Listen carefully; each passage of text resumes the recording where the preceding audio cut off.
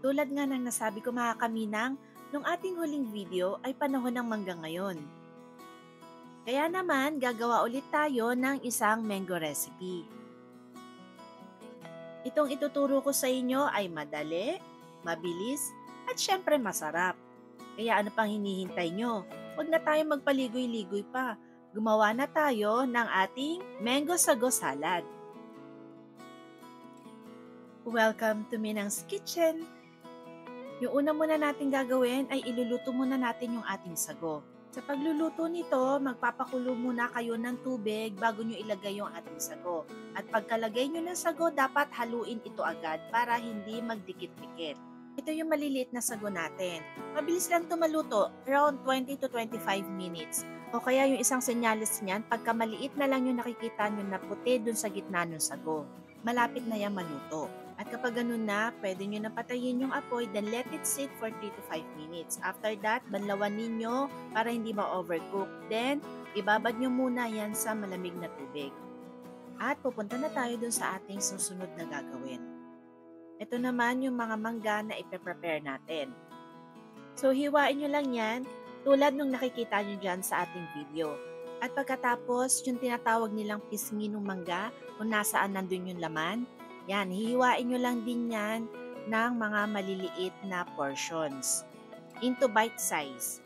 So, bahala kayo kung gaano kaliliit nyo hihiwain yung ating laman ng mangga. Pagkatapos, ay i-scoop nyo lang yung laman ng mangga at ilagay nyo ito sa isang bowl.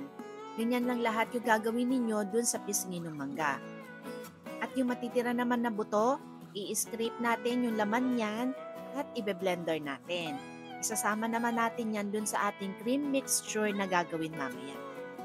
At habang ginagawa natin yan, kung hindi ka pa nakasubscribe sa Minang's Kitchen, i-click mo na yung subscribe button, pati na rin yung notification bell para ma-notify ka dun sa mga susunod ko pang videos. So, okay na itong ating mango puree. Gagawa na tayo ng ating cream mixture.